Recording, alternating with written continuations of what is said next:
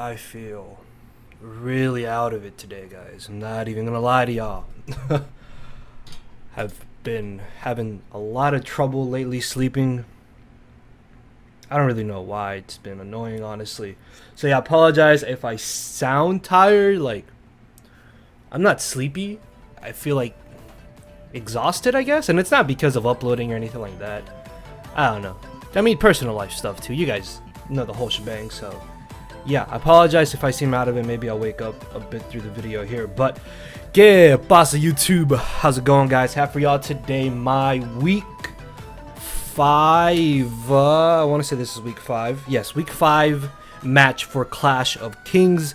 I did upload my week 4 match. If you guys want to go check that out, then a link will be somewhere, I'm sure. So yeah, peep that if y'all want. So we are back in standard, unfortunately, because we have other players that do a little bit better in lower tier, and I figured I can do standard, I guess. Like, I wanted to do lower tier, but I'm fine with standard. So yeah, if you guys enjoy this, hit that thumbs up button down below. Let me know in the comment section below, what do you think of 8-mon draft league format? Now, typically normal draft leagues, you can draft like 10, 11, or 12 mon. Some draft leagues allow you to draft from 10 to 12 mons if they're point based. Let me know if you guys let me know if you guys like having the option of having more Pokemon or less Pokemon. Both of them have advantages and disadvantages.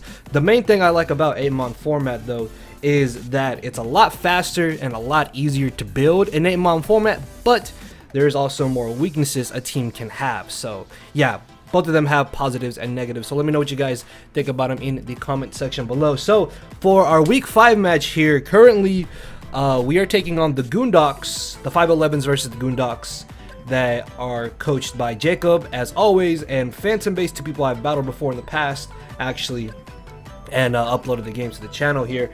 They are currently down 0-3, so we are up 3-0, so this is game number 4. We were able to win both of our Little Cup matches, and we won one of our lower tier matches, I believe. So I am the first of the standard games, and if we win this match, then I basically just win the week for our team. So hopefully I can pull out a victory here. We are facing my good buddy DyeItTight, which is actually pretty awesome that I get to face one of my good friends here. His channel link and stuff will be down below if you guys go ahead and check him out. Awesome dude. But yeah, let's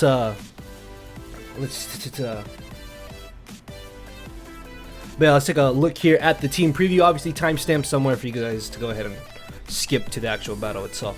So looking at the team here, my matchup is actually not that bad. I originally really wanted to use our rain team, but Goondocks had a Mega Zam team that if I got paired up against the Mega Zam team, I was literally just gonna get 6-0 because Mega Zam went in deeply on the rain squad. So before I submitted the matchups, I was like, I'll just go with the Mega Arrow, Celesteela, anti-meta team here.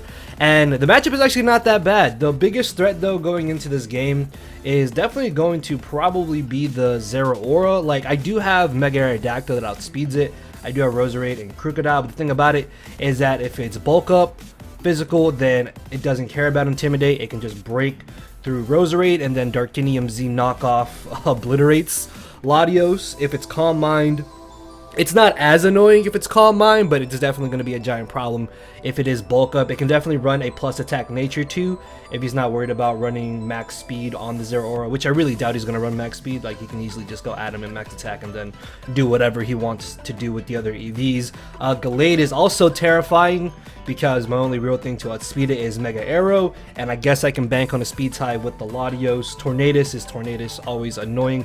Klefki is something I'm actually low-key really terrified of going into this game, just because it can get up hazards, it can defog, it can spread around thunder waves, it can dual screen, it can just do so much, and it's decently bulky too, so that's another thing I'm a little bit concerned of. Really positive he's not going to bring the Wigglytuff, and I don't know if he brings Skuntank, it's kind of up in the air. Celebian Swampert or just Celebian Swampert, they're fat, I can deal with them, not too worried about those. But yeah, let's take a look here at our first team member real quickly. We are bringing Mega Aerodactyl, which, if you look at Mega Aerodactyl and you look at Dye's team, between Edgequake and Aerial Ace, this basically smacks everything on his team. Like, obviously, we're not going to be 2KOing something like a super fat defensive Swampert, but the thing about Mega Arrow in this match is that it's really good to force switches, it can rack up hazard damage, and I can just pick weak things off. And because I outspeed everything on my opponent's team, the fact that this is faster than his offense is really huge, because then at that point I put him in a precarious scenario, and then we can go from there. This is able to outspeed a max speed Zero Aura. I don't think he's gonna bring max speed Zero Aura, honestly, but I would much rather be safe than sorry, because even if I go adamant, it's not realistically that helpful. Like, just being able to be safe and outspeed Zero Aura, I think, is more than good enough in this matchup. And yeah, that's really it. Like, I just need Arrow to come in, chip things down, revenge kill, and then just kind of go from there. 4 switches if it's able to, and that'll be awesome. So yeah, Roost was just kind of there in case I need this to pivot in to the Tornadus as a potential soft check. Although I do kind of expect him to have Iron Tail on Tornadus, which could be a little bit scary, but if it happens, then we'll just worry about it later. So next off, we have standard defensive Celesteela. Autotomize really didn't have that good of a matchup in this game, because I don't think I even outspeed Zero Aura at +2, and if I did, it's not really that beneficial to me, just because if I'm defensive, then this helps my win conditions win a lot easier, because this is a really good pivot into his team. With hazard support, this thing is going to be a giant problem for him to try and deal with. I can pivot into so much of his team, and I figured I really didn't need Wakam Berry over leftovers, just because if I do get knocked off, then I might as well have leftovers before I get them knocked off, so I can still regain recovery with protects at least. So yeah, Earthquake and Heavy Slam hit everything for decent damage, and that's really it. Like, Celesteela is just here to be annoying. I think the EV spread was so I can guarantee taking Plasma Fist from Zero Aura, and I think I live a +2 close combat from bulky Mega Gallade. Like, I don't think he's gonna run. Basically, no one ever runs like max attack on Mega Gallade, pretty much. So I don't expect him to be max attack Mega Gallade. So at +2, I should live a hit, and then Heavy Slam does a really good chunk of damage to it.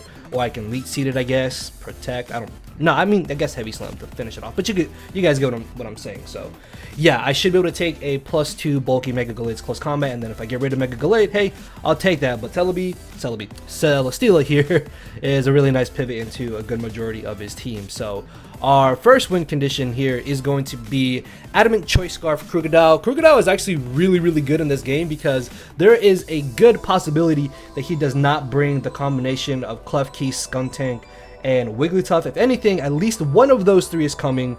Maybe 2 of the 3, but no way all 3 are coming. If it's only 1 of the 3, it makes Krookodile's job a whole lot easier in this match, which means all I need to do is get rid of his Fairy type, so I can then spam Knockoff, get rid of his Dark type, so I can spam Knockoff, or I get rid of his Flying type and then weaken his Grass type, so I can then spam Earthquake, and then I can get a Moxie boost sweep going with either Earthquake or Knockoff. And that's basically the idea behind this Krookodile. I'm hoping I can maybe force something out, get up my rocks, and then as the game progresses, things get worn down, chipped down by hazards. This comes in late game, I get my Moxie boost going, and it's basically GG. So the nice thing about Krookodile in this match is that with an adamant nature here, I am able to outspeed max speed Zero Aura. Again, doubt it's going to be max speed, but would rather be more safe than sorry. Plus, with an adamant nature, that Moxie boost can definitely go a long way, because I'm going to be doing much more damage, and that is something I definitely would like. Although I guess maybe a jolly bulkier variant wouldn't be too bad to pivot in and out, but that's the same reason why I don't have Intimidate on Krookodile. Like, even if I have the bulk, I'm not realistically going to be switching this in to any of his physically offensive mons, unless it was like Skuntank, which I already doubt Skuntank is coming anyways, so I'm not really going to be too concerned about it. So I don't want to switch this into a Zero Aura, because it can close combat me on the switch, and potentially it can knock off my Choice Scarf, it can Hidden Power Ice me, Grass Knot me, and then obviously I'm not switching this in on a Gallade. So yeah, there was really no merit for me to have there was no merit for me to have Intimidate on this set, so Moxie was much better. I think this was actually suggested to me by, it was either TJ or Meadow, I'm pretty sure, mentioned that I should probably go Moxie over Intimidate, just because this can definitely get a sweep going in late game. And before I show you our second win condition here, we're gonna need support from Roserade. So this Roserade set is very interesting. It's here to basically get up hazards and put something to sleep, and by hazards I mean Toxic Spikes. Now yes, he does have the Skuntank, but really don't think it's gonna come. Mayo suggested I should probably run T-Spikes in this match, just because realistically Skuntank's matchup is absolutely horrendous. It does not do pretty much anything to my team, so T-Spikes in a sense should be free, and I can poison a good majority of his squad, which would be amazing. Now I don't have Hidden Power Fire on this set because the plan is to hopefully sleep powder the Klefki, because I am really concerned about that Klefki. And if Klefki is his main defogger, then once that is gone and he doesn't have Skuntank, then my T-Spikes are here to stay. Papa Berry just helps me try to pivot into the Swampert and the Zeraora a little bit easier, and then we just have dual stab for dual stab. So yeah, the defense here is just so we can take physical hits a little bit better, and I think we avoided 2 KO from Modest Life Orb HP Ice from Zeraora. So our second win condition is going to be Suicune here, running a very similar set to what you normally see it run, but we are actually running Signal Beam over something like Toxic or Scald, because with T-Spikes up, this thing is going to be an absolute nightmare for Dye to try and deal with. Now, I did make one giant error on the Suicune. I have enough speed to speed tie with non-speedy Celebi when I thought that I would outspeed it because I got my speed tiers mixed up, and yeah, you guys will see in the battle. But besides that, everything is correct. The 68 defense is just so we can guarantee tank a +2 hit from Gallade if needed, and then 68 in special attack, so we guarantee a 2-hit KO on Celebi if it is not max with def max HP after T-Spikes, which the only real reason I even have Signal Beam is because of Celebi. So yeah, if it wasn't because of Celebi, I would probably go Calm Mind over Signal Beam, but it's really not that big of an issue. Like with T-Spikes up, I can still chip so many of his mons down easily and beat them with Scald damage and protecting and just being a giant nuisance basically is what Suicune is here to do, and can definitely win on its own. And then our final team member is going to just be Megalodios here. I don't expect Megalodios to sweep in this game because I really feel like he's going to try and bring Darkinium Z Zeraora, because a bulky Latios is actually pretty annoying for his team to deal with if he doesn't have Klefki or if he doesn't have something to hit me super hard on the physical side. So the nice thing about Megalodios in this match is that once his fairy is gone at +1, Z Draco basically just murders anything and everything. Even just +1 Draco Meteor already smacks his entire team around. I think the special attack was so we could guarantee a 2-hit KO on Klefki if it's not purely max Spadef, max HP, but after a little bit of chip at +1 I 2-hit KO it anyways. Now obviously that can be a little bit risky because he can have T-Wave, he could have Light Screen potentially. It's just I need to find out what the Klefki has, or if I'm able to put it to sleep with my Roserade, then it'll be a whole lot easier to deal with. And just yeah, that's basically all I really need Latios to do in this match. It's just murder something with Draco Meteor and weaken things down for Suicune or Crocodile to hopefully win. So with that being said, let's jump into the battle. Alright, here we are with the battle itself. For those of you who might have just skipped to this point in the video, currently the 511s, which is my team, we are taking on the Goondocks. I'm facing my boy DyeItTight, and currently we are up 3-0. So if I win this game here, then I win the week for my team. If I lose this game, then we give the Goondocks their first win of this week. So we would still be up 3-1, but I would like to win this match hopefully here, so we can try and just get the victory out of the way. So looking at the matchup here, as I mentioned during the team portion, I knew he most likely wouldn't bring the Skuntank or the Wigglytuff, which is really great. And this is amazing because now T-Spikes are going to be absolutely amazing once I am able to get them up. Another huge thing about this matchup too is that there is a chance he could have double defog on Tornadus and Klefki just because he could be fearing T-Spikes. So I need to find out which one of those is going to be running defog, or I guess there's a chance he may not have defog on either of them, but I feel like that would be a little bit risky because I could have hazard stacked him. If I didn't want to bring T-Spikes, I could have just brought regular spikes.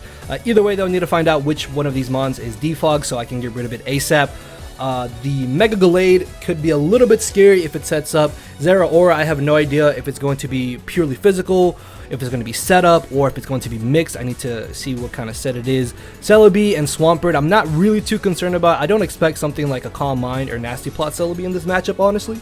So I figured that it most likely would just be defensive, and then Swampert is Swampert. We know what Swampert does. It's always fat, takes hits, and is a beast. So one more thing about this match is that this is a very interesting game, as you guys will come to see. There is quite a bit that happens in this battle. So yeah, sit back, relax, and if you enjoy this, hit that thumbs up button down below. Let me know in the comment section, what do you think about 8-mon format? Do you like 8-mon format, or do you like regular draft format where you can have 10 mons, 11 mons, or 12 mons as opposed to just 8? So yeah, looking at our leads here, I figured that he most likely would lead either with Tornadus Swampert or the Celebi, and I figured my best lead in that scenario would be my Celebi. Not my Celebi, why do I keep... Celebi, Celesteela, they sound so similar, I'm sorry, but I figured my best lead would be my Celesteela because I pair up really well against all three of those, as he actually ends up leading off with the Celebi. Turns out that he has Thunder Wave, which is actually just really annoying because I know I'm going to get paralyzed at the worst opportune moments. Either way though, I can stay in here, just keep spamming Heavy Slam just to see what he wants to do, as I believe this turn I try to go for the Leech Seed thinking he would switch as I got fully paralyzed, so that didn't matter, and then I do Leech Seed the incoming Zeraora here, so expecting him to think that I would go for the Protect, I decide to switch hard into my Roserade actually, as he makes an excellent double here into his Tornadus, probably thinking that I wouldn't want to fear being paralyzed. If I did stay in, I could have probably lost my Celesteela if he did go for the Plasma Fist and I got paralyzed as I went for the Protect, which is why I figured Roserade was my safest and better play in that scenario. So he takes advantage of that by bringing in the Tornadus. Now this is a little bit tough because I don't know if he's going to want to go for the U-turn or potentially try and go for the Hurricane. Either way though, I can't afford to lose my Roserade this early on in the battle. It just does way too much for me in this game. So I hard switch into my Celesteela as he unfortunately gets the confusion with the Hurricane, and then he goes for the knockoff as I go for Earthquake thinking that he would switch out. In hindsight, I don't know why I even Earthquake here. Like, there was really no reason for me to Earthquake in this scenario. Like, I could have literally just gone for Heavy Slam. Even if you brought in the Zeraora, I still get damage off on it. I could have gone for Leech Seed because there's no way he was going to try to bring in the Celebi. I mean, I guess he could have brought in Celebi, but there's no way for him to know that I don't have a Flying type move at this point. So, I don't know, Earthquake here was actually a really questionable play now that I look at it, but it is what it is.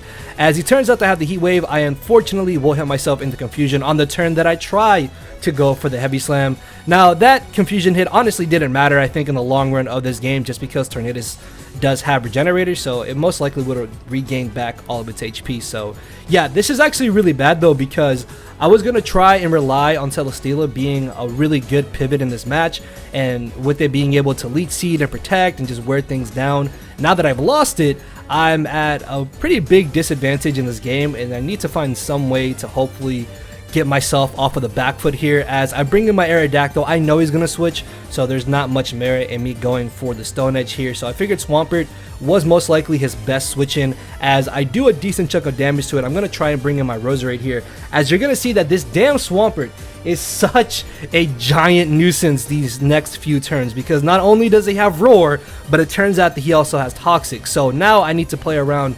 Do I want to sub here as he maybe tries to go for Roar? Do I want to go for a Scald as he maybe goes for Roar and then I get Toxic? And it's just it's so annoying, the fact that he has Roar and Toxic. So unfortunately I can't stay in here. Like, there's no way I can let Suicune get poisoned.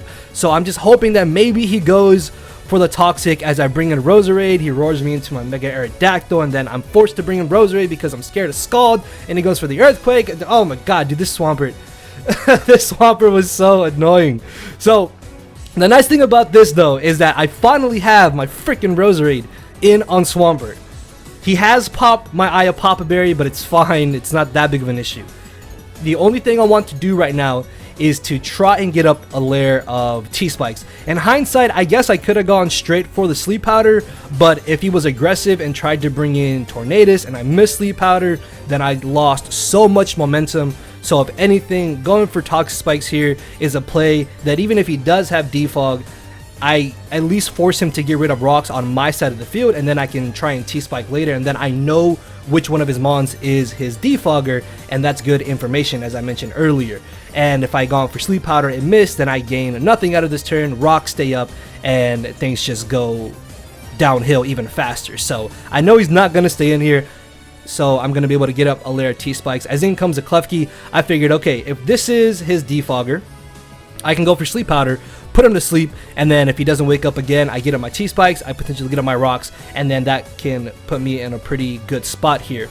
But if he doesn't want to defog this turn, then I put him to sleep either way, and then I find out if he's dual screen, or if he has T-Wave, or if he's just going to try and spike on me. As he does get up a spike, he is put to sleep by my Sleep Powder, which is really handy as I'm going to get up my second layer of T-Spikes here. I don't know why they're not showing. Why are they not showing? Hold on.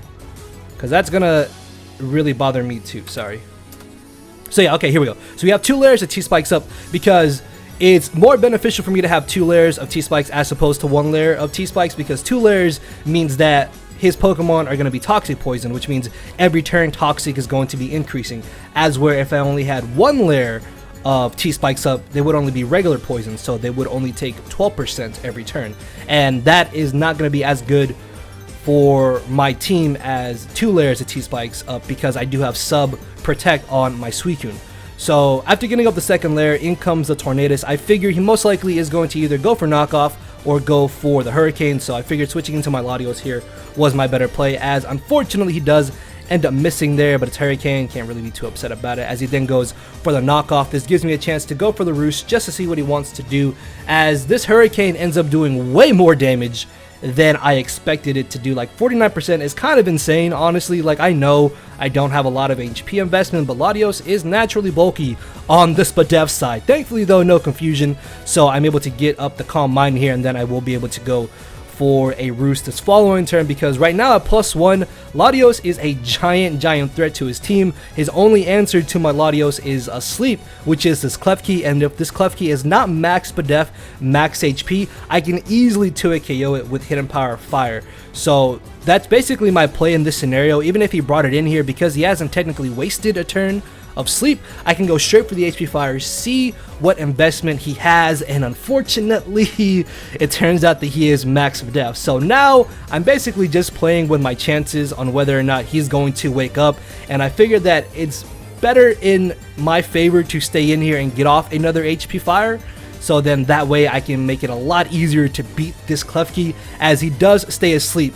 This is where things get a little bit tricky. Now, because he keeps going before me, I know he's trying to most likely either go for Light Screen, Spikes, or Thunder Wave. Most likely Thunder Wave, because it's very common to have Thunder Wave on Klefki, and he's already shown Thunder Wave on the Celebi. So what I could have done this turn was try to bring in my Krookodile, and I guess I also could have tried to potentially switch into my Roserade, but I don't know if this was really a questionable play on my end. I decided just to kind of be aggressive and stay in and hope that if he does wake up, maybe he misses the Thunder Wave, or that maybe I can get a little bit of luck in my favor from the bit of hacks he got on me early game, and this Klefki will stay asleep. So I stay in here and I go for the 3rd Hidden Power Fire, as it turns out that he does stay asleep, and this is absolutely amazing, because if his Defogger was Klefki and he doesn't have Defog on the Tornadus, as we can see here, then my 2 layers of T-Spikes are here to stay for the remainder of this battle, and that in itself is very huge for me in this game. So in comes the Tornadus. At this point, I know there is no way he can beat my Latios 1v1. Honestly, at +1, Latios can probably just 1v1 the rest of his team. As long as I'm at +1, I absolutely nuke Celebi, even if it is at 100% HP, and if I can get rid of Celebi, that basically just means Suicune behind a sub is too difficult for him to break through, and then that opens up the window for Krookodile as well to just come in and potentially late game sweep. So I go for the Roost here on the Hurricane. I think I try to Calm Mind one more time as he goes for the Hurricane again. No, I Roost, sorry. I thought he would U-turn, as he goes for another Hurricane, hits the 3rd Hurricane, gets a Confusion as I go for the Calm Mind. Now this Confusion was a little bit annoying just because it affects how I'm going to try and play my Latios. If he hadn't got this Confusion, I think I probably would have just gone for another Calm Mind. Eventually I could have got up to +6 essentially, and then I can Draco and guarantee KO this Tornadus regardless of what it's running. Then I'm at +4 or +3 if I only got up to +5, and then because he most likely isn't Darkinium Z knockoff on Zeraora because he didn't essentially bring it in firsthand, then my Latios basically just goes to town on the entirety of his team. But because he did get this Confusion, I really don't want to not gain anything from my Latios, and I don't want to switch out here. So I believe I do just end up going straight for my Dragonium Z, figuring that if I can just get a kill here, that would be amazing. As down goes the Tornadus, in comes the Zeraora. Unfortunately, I'm way too low to the point where I can comfortably live a hit from the Zeraora, but I do know that I should be able to roost up later in this match, whether it be against the Swampert or potentially the Celebi, although I do have to worry about Toxic or Thunder Wave accordingly. We'll get to that when we get to it, but I do still have use for my Latios in this match, as I'm just going to go ahead and switch into my Roserade basically as death fodder at this point. If I can just have T-Spikes up, I will gladly take that, as I do manage to live the hit, which is nice because now I can get an extra turn of damage off on the Zeraora as I bring in my Mega Aerodactyl. There's no way he's going to risk Zeraora at this point in the game, so I figured this is my best chance to go ahead and go for the Roost. And because the Scald is so painfully obvious from the Swampert, I'm actually going to stay in and go for the Aerial Ace, just because I need to start weakening the Swampert. Again, this thing having Roar and Toxic is just way too annoying for my team to try and deal with, so I need to be aggressive here. So this turn, I'm pretty positive he's going to go for the Scald, so I'm going to try and bring in my Latios in hopes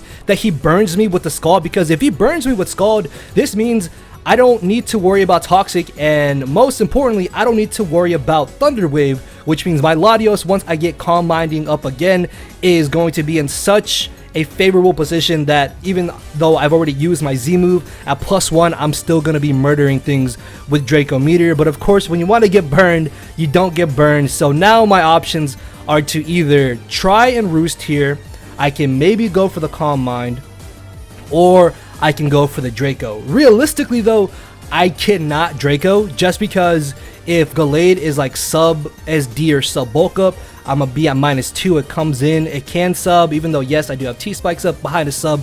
Gallade is still a giant problem to deal with. This could also allow Zeraora to come in and potentially set up, which is also really bad. So I figured that I need to bite the bullet here, and I need to get Toxic, so I'm gonna go ahead and go for the Roost, as he does opt to go for the Toxic.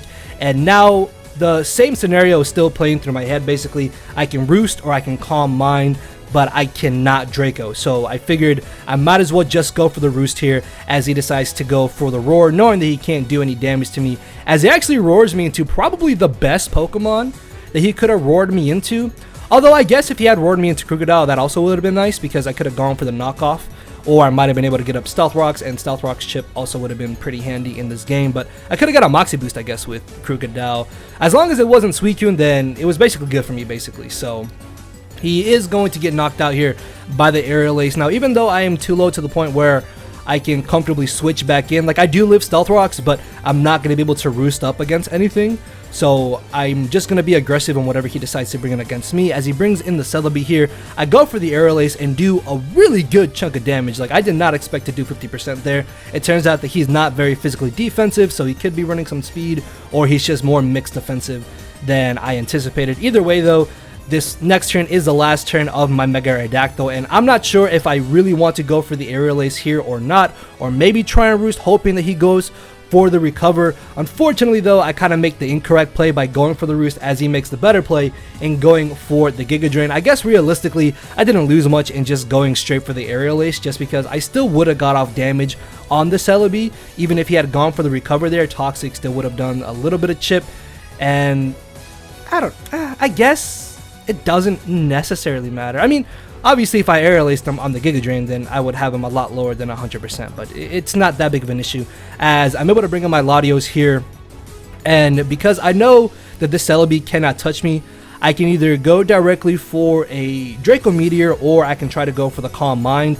And ultimately, it's probably in my best interest to Calm Mind here, because at +1, Draco is still able to do so much damage to his team. As in comes the Mega Gallade after this little bit of chip damage. Even if he is a max HP Mega Gallade, the minimum that a +1 Draco Meteor does is 92%. So regardless, there is a huge chance that I will just be KOing this Mega Gallade. Obviously, that is a little bit of a problem, because if he is max speed Mega Gallade, then it comes down to a speed tie on whether or not my Latios outspeeds his Mega Gallade, or I guess there is a slight chance that he doesn't have max speed on his Mega Gallade, which would be amazing for me. So regardless, I'm gonna stay in here. I'm gonna go for the Draco Meteor, just hoping I win the speed tie, but he goes for the Shadow Sneak. As I crit him, that crit didn't matter, and Shadow Sneak does end up doing a really good chunk of damage to me, enough to the point where I cannot comfortably save my Latios, unfortunately, because I guess here I could have maybe tried to switch into Suicune. I don't know, would that really have gained me any? Like, I don't really have much information on the Zeraora. a part of me was almost thinking that this was Choice Scarf Zeraora, honestly. So, I don't know, maybe I could have switched down the Suicune here, but I think if he was Electrium Z, then a Plasma Fist would have knocked me out anyways. But then I guess I could have protected and maybe tried to sub as he possibly switched in the Celebi. I don't know. Now that I'm looking back at it, I guess I could have maybe switched out and saved Latios, but regardless, by him knocking out my Latios here, this gives me a switch into my Crocodile finally. But the thing about this turn is that I'm not sure if he's going to risk switching into the Celebi or not. I don't know if he is going to really bring it in, anticipating me to go for the Earthquake in front of the face of a Zeraora. So part of me wanted to Earthquake just because it was so blatantly obvious. But at the same time, knockoff might ultimately just be my better play in the long run, honestly. So I figured that because I am most likely faster than the Zeraora regardless, I should just go ahead and knock off. I think I gain more from knocking off than going for an Earthquake in this turn here. So I am able to outspeed the Zeraora, as unfortunately I get a crit. And because of that crit, he's going to get knocked out by the Toxic, which means now it's down to Suicune versus Celebi. Now this is where in the team builder I said I made the error of putting enough speed on my Suicune to speed tie with the Celebi, but because I'm pretty positive that this Celebi does not have that much special attack investment, there is a good chance that I can get out of this exchange winning with just Suicune, because I can protect every other turn to rack up the toxic damage. Signal Beam does well over 50% as well, and it takes 3 Giga Drains from Celebi to knock me out. So that is definitely something I can take advantage of in this scenario, as I go immediately for the protect this turn. I think he ends up going for the Thunder Wave, trying to paralyze me here, as this next turn it's my best chance to go ahead and go for the Signal Beam, just because I'm pretty sure he is going to try and Giga Drain me. So I need to get off as much damage as I can, and then after protecting, I'll be out of range of where another Giga Drain is able to knock me out, as I then get the confusion with the Signal Beam here. And I don't know if this confusion hit really ends up changing much. Like, if he went for the recover, well, I don't know, because then I could have got like a double protect with Suicune. Signal Beam did over 50. I don't know, dude. I don't know. He could have gone for Giga Drain probably, but if he went for recover there, then him hitting himself obviously does suck. But then at this point, like, the toxic damage is already racking up so much. I'm also stalling out his Giga Drain, so that's also something to potentially factor in. But it turns out that I win the speed tie here, because it was a freaking speed tie this entire time. So yeah, you need to factor in the speed ties too. Like, if I won 2 speed ties, I knocked them out anyways. And just, yeah, this was yeah, this was a very interesting game. Like, there was so much hacks, and on my end and on his end, and it's been a while, I think, honestly, since I've had like this hacksy of a battle, which is kind of crazy. Like, we were able to win in the end, honestly, but then I think about the hacks and it's just kind of annoying, because I don't know if I really would have won. But then again, I think about the hacks he got on me earlier, and if that didn't happen, I would have been in a much better scenario. Like, there's so much theory and go you can do, honestly. But either way, I was able to pull out the victory in the end, though. We are now 4-0 in week 5, and we have won the week. So we are now 4-1. I think we are 2nd overall currently in Clash of Kings, which is amazing. So hopefully we can win next week and then our final week. So yeah, if you guys enjoyed, hit that thumbs up button down below, and I will see you all later. So later, everybody. Because my brain and heart are both tied in the knot, and this hinders me from crying a lot. This causing me to show no emotion. But when I said I cared, I wasn't joking. But I guess it's too late for me to become broken. For now, I'm living with no more pain, tears of hoping. I'm just coasting. Yeah, I said I'm coasting. No more pain, tears, hoping. For real.